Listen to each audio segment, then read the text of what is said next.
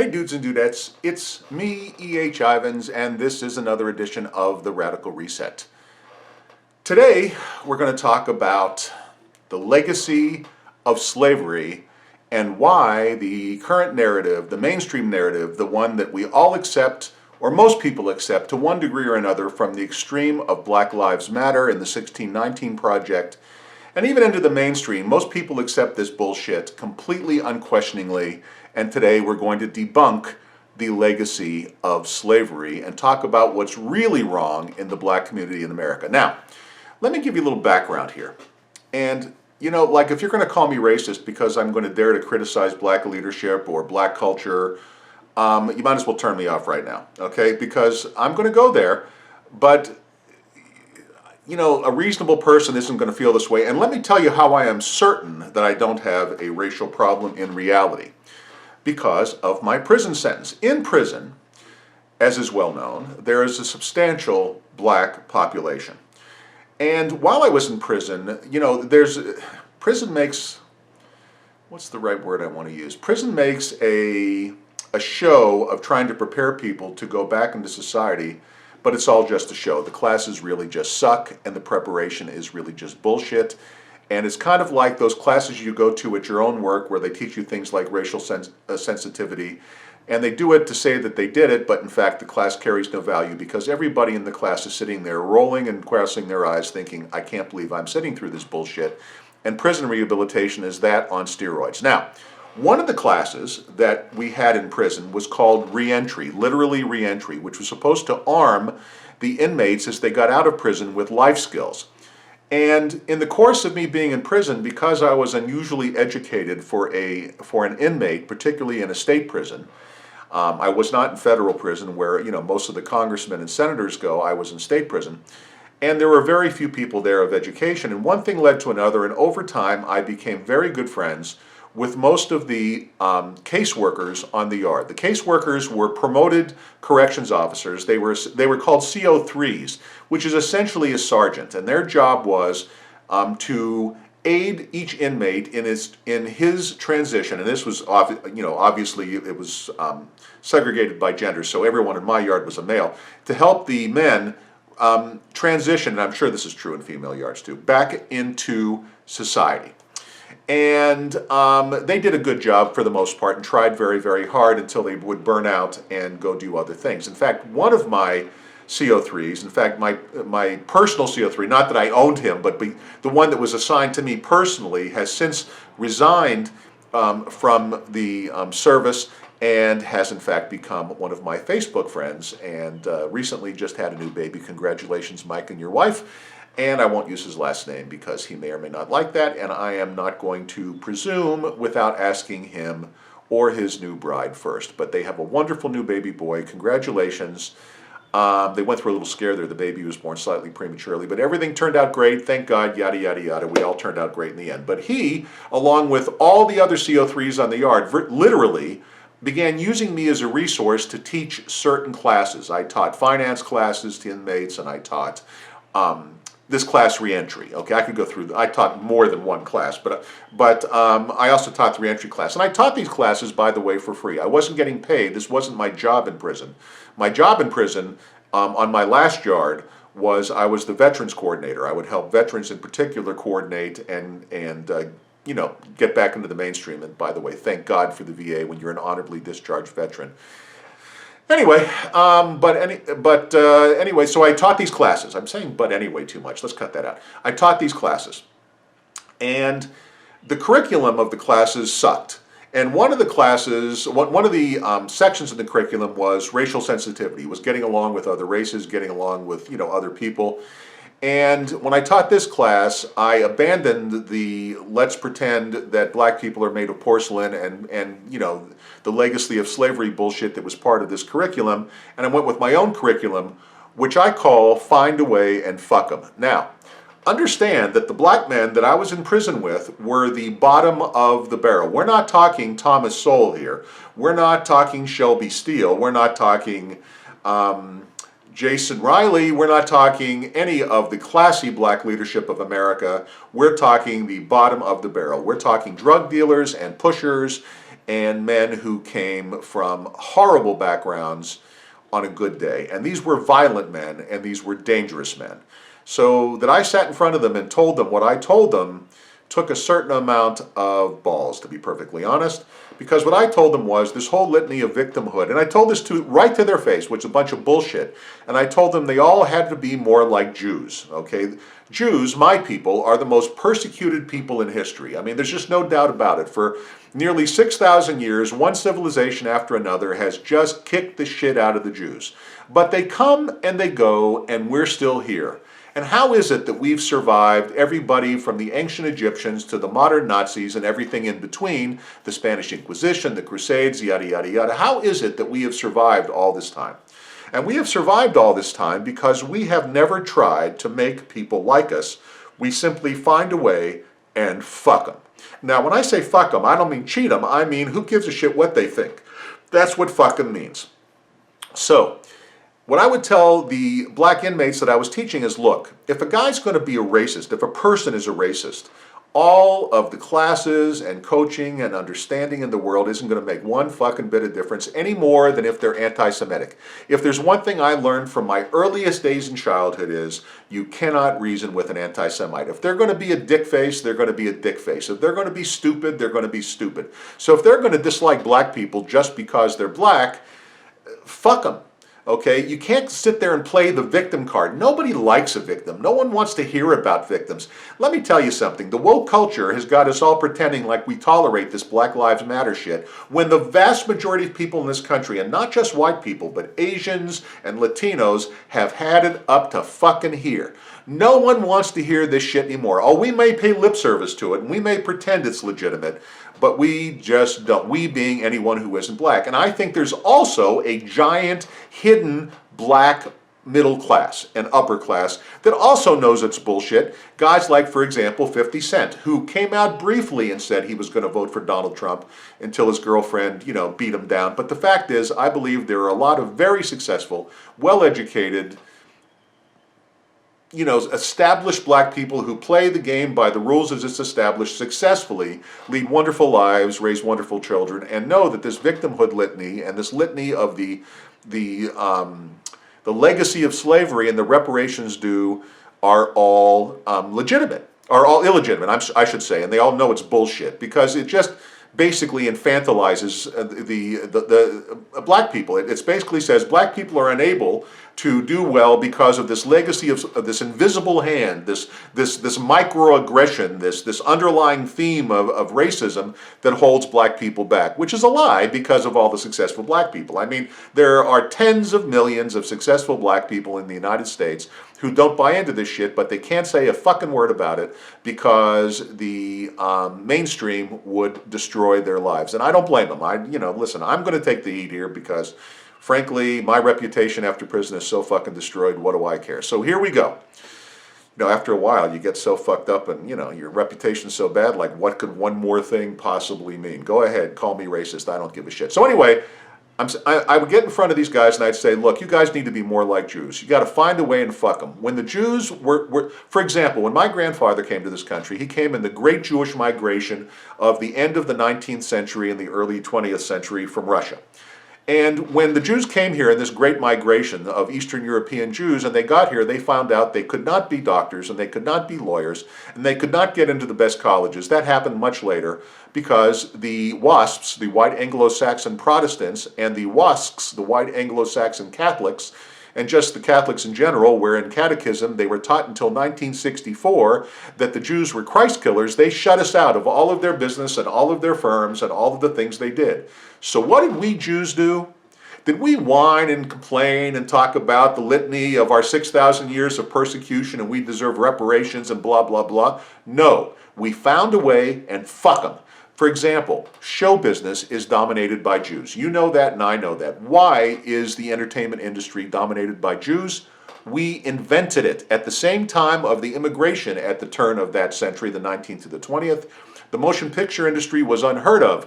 Jews invented it. Oh, we didn't invent the camera, but we invented the business. And people like Louis B. Mayer, Metro-Goldwyn, Samuel Goldwyn, Metro-Goldwyn-Mayer's Jewish company, right? All the studios were run by Jews, and all the agencies were run by Jews, and all the early directors were Jews, and all the early writers were Jews, and we invented the movie business. We invented television later on. It wasn't some fucking coincidence that, guys like Milton Berle and Sid Caesar were big on early TV. They were Jews. We invented fucking show business as we understand it in the modern world today. And we invented it because we were shut out of the law firms and shut out of the medical schools and shut out. Now, we aren't today. We're overrepresented, whatever the fuck that means. It means we put our head down and we found a way and fuck them. So I would say to my black brothers in prison, I would say, look guys, stop whining, stop moaning, stop looking for excuses why you're not succeeding. Simply find a way and fuck them. If some guy isn't going to like you because you're black, he's not going to, there's just no changing his mind, so fuck him. Find a way around him and fuck him. If no one's opening a business in your community because they're afraid to open in a black neighborhood, you open a business. And stop fucking rioting and tear down your own fucking neighborhood. If you're going to have a riot over a black man killed wrongly by a cop, for Christ's sake, drive down the road to the rich community and riot there. What the fuck are you people doing rioting in your own neighborhoods? Why would you burn down your own stores and burn down your own... it just doesn't make any fucking sense. Okay, so... I said to the black people, find a way and fuck them. Well, you would think this would make people angry maybe if you were the woke type, but just the opposite. In fact, it caught on. In fact, it made me like the most popular guy with black people on the prison yard. And as I would walk across the prison yard day to day, I didn't fear getting beat up because I'd say shit like this. Instead, I would hear yelled across the yard as I would do my morning walks. I would walk 5 miles every morning and do my thinking on the track before it got hot, because it got pretty fucking hot. I would have black guys yelling at me, hey OG, find a way and fuck them. Find a way and fuck them. And they'd raise their fists and shit. So that's why I'm here to tell you that would work broadly for the entire black underclass of America. Find a way and fuck them. Stop your whining. Stop the I believe in the legacy of slavery, because it's all a lie. Now, let me stop there when I say it's all a lie and teach you about what's really going on in the black community and what you really need to know and what the legacy really is that's held black people back all this time. And there is a legacy that's held some black people back all this time, and this is going to require a bit of a history lesson. So let's spend a few minutes talking history. 1619 Project, the one the New York Times did to rewrite the school books to talk about the legacy of slavery and institutionalized racism in the United States and how our entire country was built on slavery, which is bullshit from start to finish.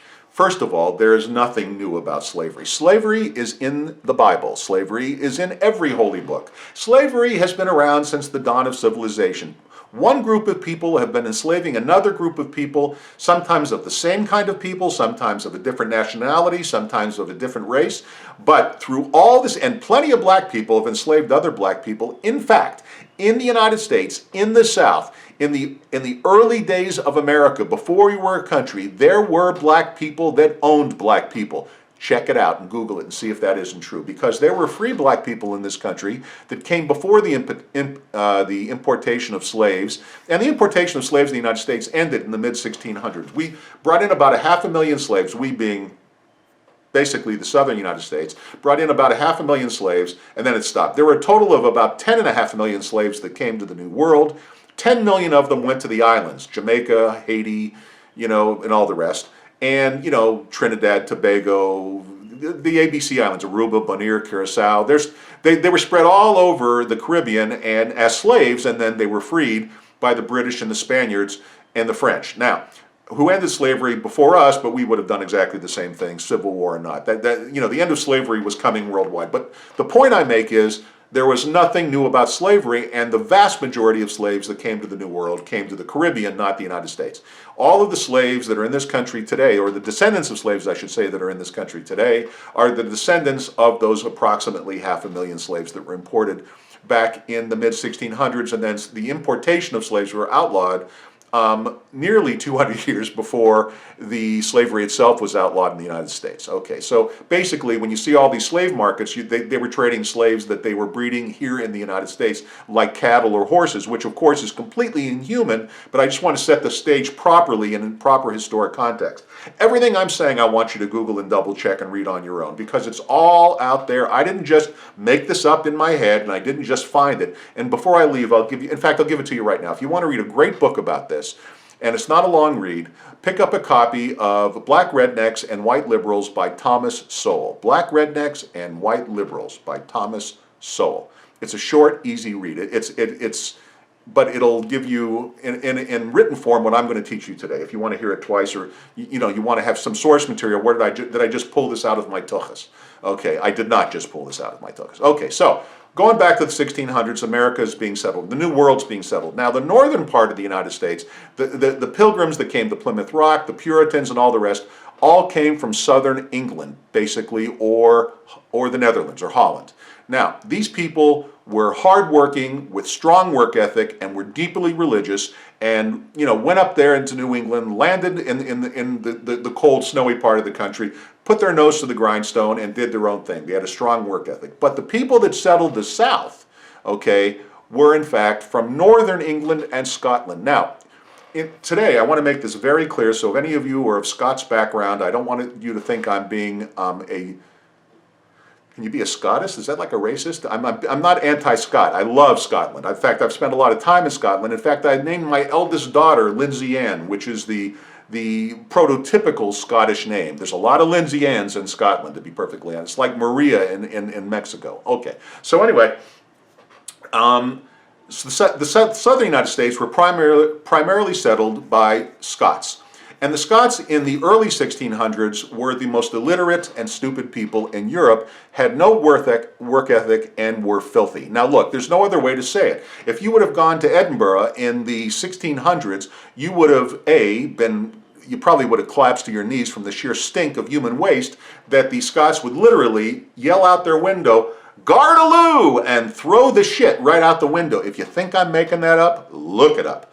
They had no concept. They were lazy. They had terrible work ethic, and they just didn't want to be part of the game. So much so that they tried to revolt under Bonnie Prince Charlie and the Jacobin Revolt, and were put down at the Battle of Culloden. But that's another story for another day.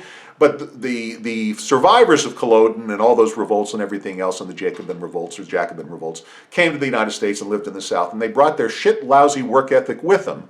And they bought slaves because they didn't feel like doing any manual labor themselves.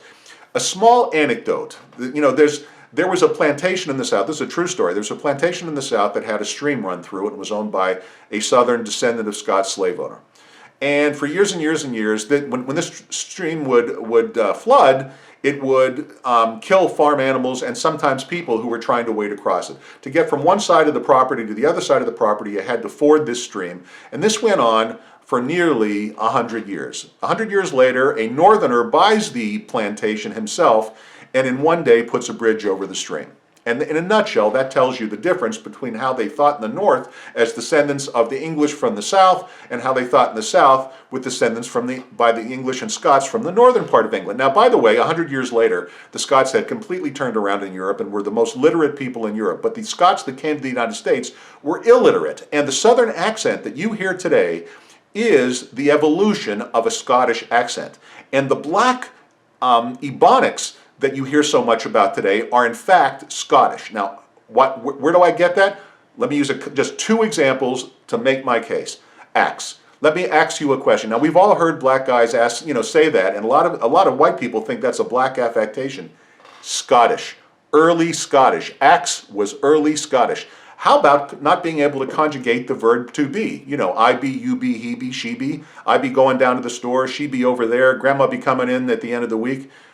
Scottish, not black, not the legacy of slavery, Scottish, not conjugating to be, was an early Scots thing.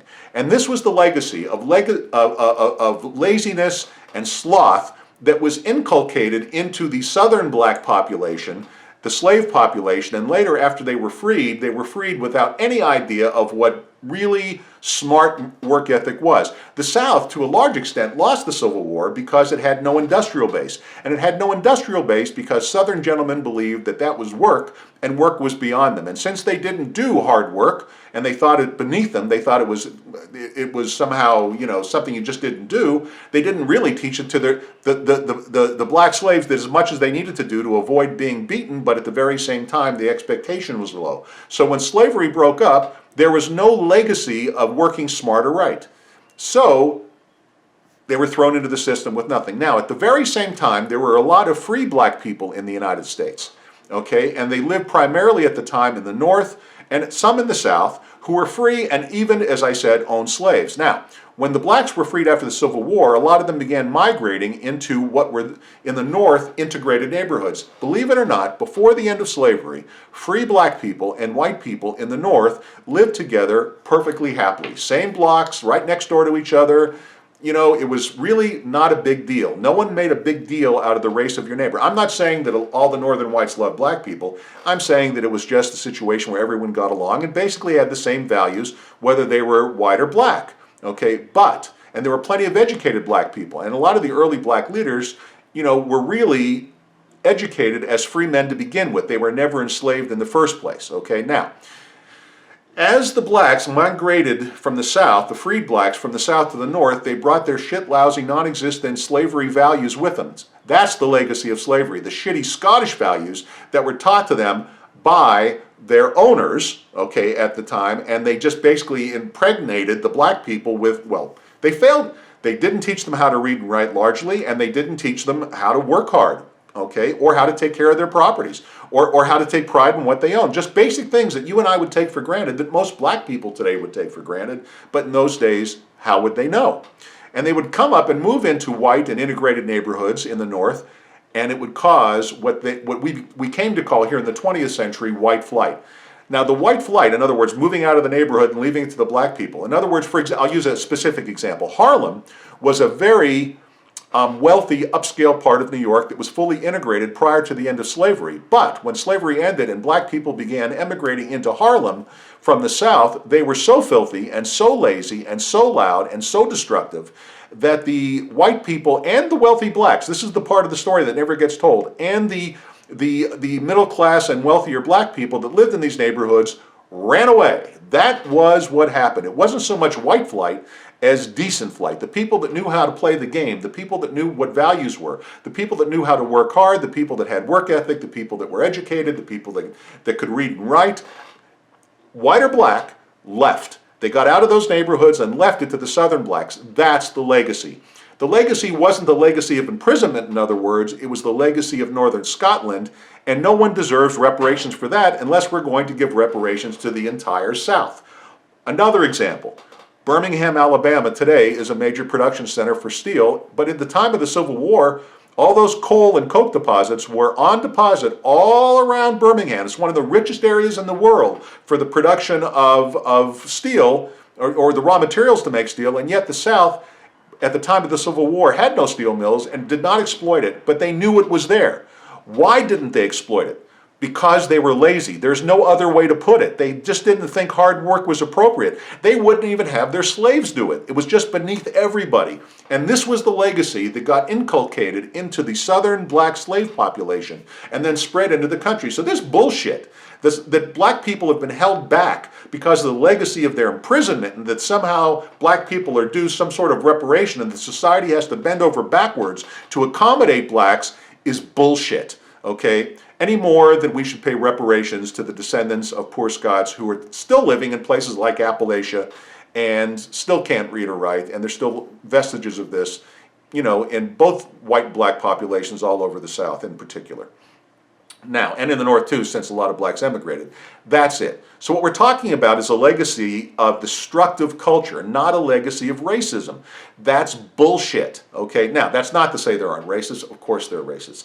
That's not to say that the Klan did not at one point have a lot of power. It did. Today it's a joke. Let's not dwell on the Ku Klux Klan. And, you know, they used to say the 3 Ks stood for Coons, Kikes, and Catholics.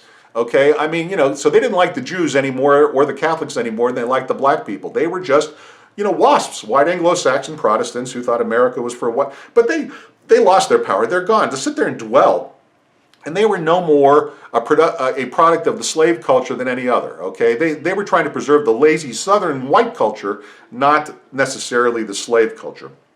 But they viewed the slaves and the Jews and the Catholics as a threat to that culture and a life that had been lost.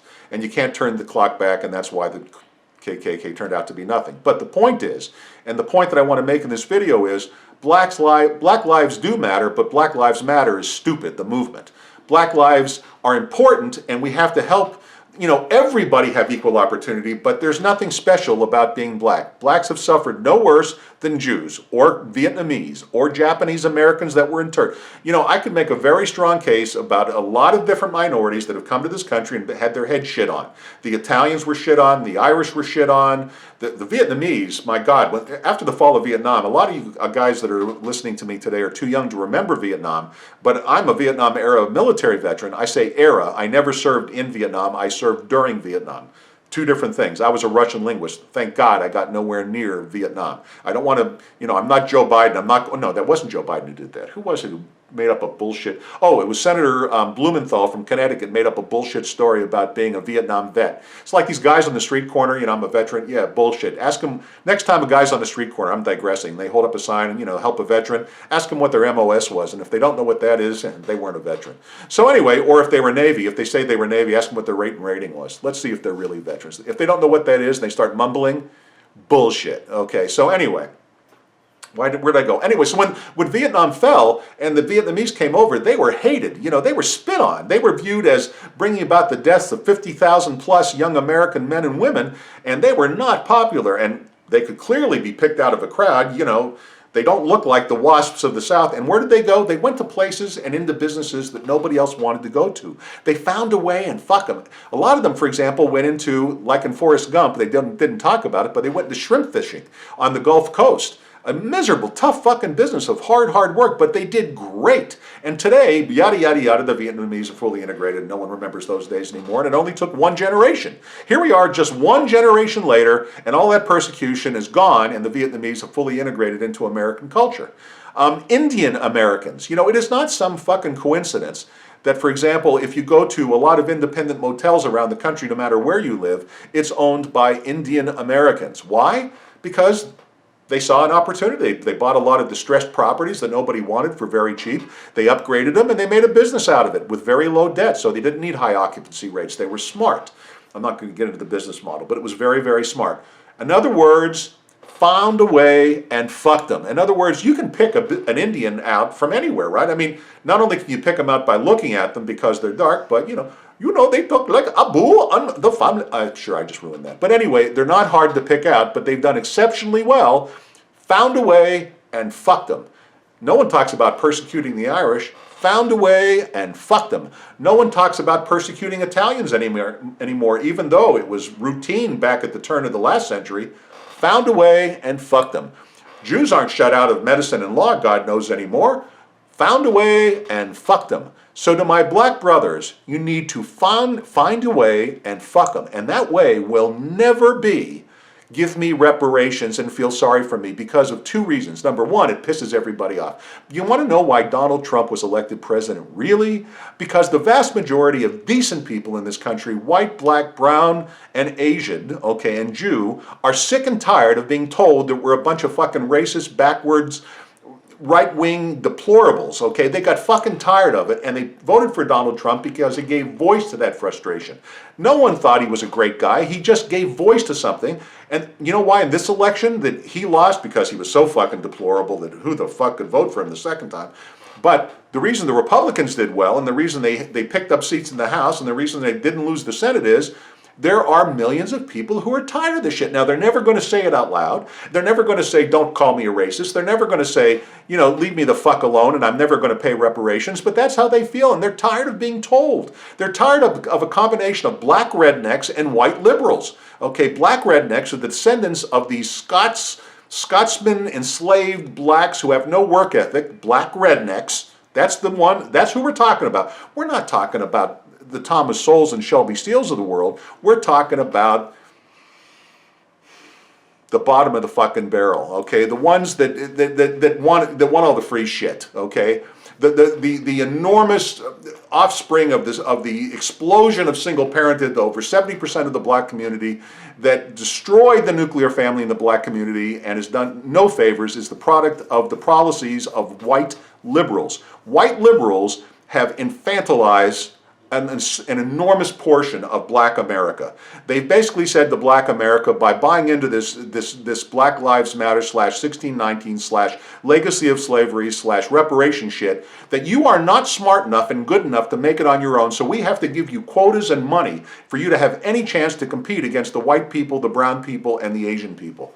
Yeah, because that's the message, okay? If you need that shit, what are you being told but you're not good enough? It just reinforces at a subliminal level the inferiority that you believe it must be your lot in life if you buy into this shit, okay? It's a perfect storm of black rednecks and white liberals. But educated, decent, literate, great black people can't open their fucking mouth, otherwise they get destroyed in our woke culture.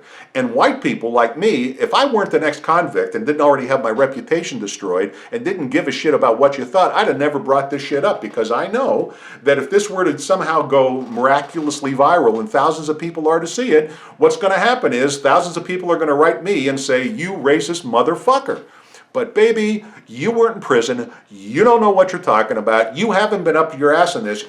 Unless you have been up to your ass at the bottom of that barrel, you cannot understand in the most visceral sense what I'm talking about. But the funny part was, when I would do this in reentry class, and I would say this right to the faces of black convicts, black criminals, violent black criminals, they didn't take it wrong. They actually said, "You know what? You got a point," and it became the watchword of the yard. Find a way and fuck them. So I think the new word for black America, and what I'm hoping to start here, and I want you to really think about sharing this. Share this video with everyone you know. The new thing for black America and all minorities when you're persecuted is find a way and fuck them. Learn something from the Jews, learn something from the Irish, learn something from the Italians, learn something from the Vietnamese, learn something from the Japanese, who were locked up in internment camps in 1945, not 1865. 1940 to 45, we were locking up, 1941 to 45, we were locking up Japanese Americans just because they were Japanese. And I could go on, and Indian Americans, Sikh Americans. Next time you're driving on the highway, look in the cab of a truck, and not 9 times out of 10, but very often you're going to see a turban. Why do you see a turban? Those are Sikhs. Sikhs are not Muslims, by the way. Wise up. Learn about religion. Sikhs are a separate religion unto themselves, and they dominate the trucking industry now in the United States because it was available to them when they came here. And you don't think they were persecuted after 9/11? And a lot of fucking ignoramuses actually killed Sikhs here in this country subsequent to 9/11 because they mistook them for Muslims when they're not? Okay, they're actually I believe they're an offshoot of Hinduism. I'm not absolutely positive. But anyway, to make a long story short, the Sikhs are not Muslims. And they were murdered literally and less than 20 years ago. But they found a way and fuck them. So, let's get rid of reparations. Let's get rid of Black Lives Matter. Let's get rid of all this 1619 bullshit. Let's stop rewriting history. Let's stop expecting people who lived in the 1600s to behave like they lived in the 21st century. And let's just tell anybody who feels that they are the subject of persecution, what you need to do is stop whining, find a way, and fuck them. And that's my message for today. I hope you got a lot out of this. I don't know. I'm not sure. I either just made a shit ton of enemies or made you think, or something in between. Let me know. Do me a favor and comment. Right above my head it says, text Antipolitism to 844-935-0444. The Antipolitism, as I described in the last video, is a movement of selection, not election, that is the most democratic in the country and would result in a legislature that works for us and not for them. Them being the political class of no good, miserable bastards who have destroyed the entire financial underpinning of our country in such a horrible way that in the next couple of years we're going to experience a depression so deep and so horrible it's going to make the last depression seem like a happy memory. Now, I don't mean to say that to be dark. I say that because it's just a fact. It's coming. It's coming like a freight train down the track. And problems that we're facing today are going to all pale in comparison to what's coming. You need to become an anti-politist. We have a brain and we are unafraid We anti-politics are unafraid to speak to truth. Okay, that's what it all comes down to. I, as the founder, and you, I hope, in joining me in this movement to save America, which is at its very earliest stages, get involved. Text anti-politism to the number above, and let's get you involved, because all great things start small. You know, all great journey. If you know, Mao Zedong, years and years ago, I'm not changing the subject. Mao marched 1 million men across China, 1,000 miles, and he was asked how he did it. He said, "The longest journey is shortened by the first step." Okay, so that's it. We're at the first step of anti-politism, and yes, we're obscure, and nobody knows who we are, but they will, because the shit is about to hit the fan, and that's when the radical becomes reasonable, and ideas like the ones that I talked about today suddenly become reasonable. You know, where today I know that I would make. I'd love you to pass this video on to every leftist you know, so their head can explode and they can write me hate mail, because I would consider it a badge of honor. You know, when I get called a racist by an ignorant leftist prick, I consider it a badge of honor. Please come after me. You know, like, what do I care? Okay, enough of that. Second, Radical Reset has been re-released. It is on Amazon. Go pick up your copy on Amazon. Download it to your electronic reading device. Get the paperback copy. Or if you are an Amazon Prime member, please borrow a Radical Reset, the Manifesto of Antipolitism, and read it for free. Every time you turn a page, I get paid a little bit. It helps support this podcast, and it helps support the movement of antipolitism. And you will, I believe, learn a lot. I spell all this stuff out in great detail, and I source where I get my facts, so that you can check my footnotes and check where I got it and check to see if you think I'm either brilliant or full of shit or something in between. Okay, also be sure to click on the notification button, be sure to click on the share button, be sure to click on the subscribe button, that's very important, and check out all the videos as they come down the road.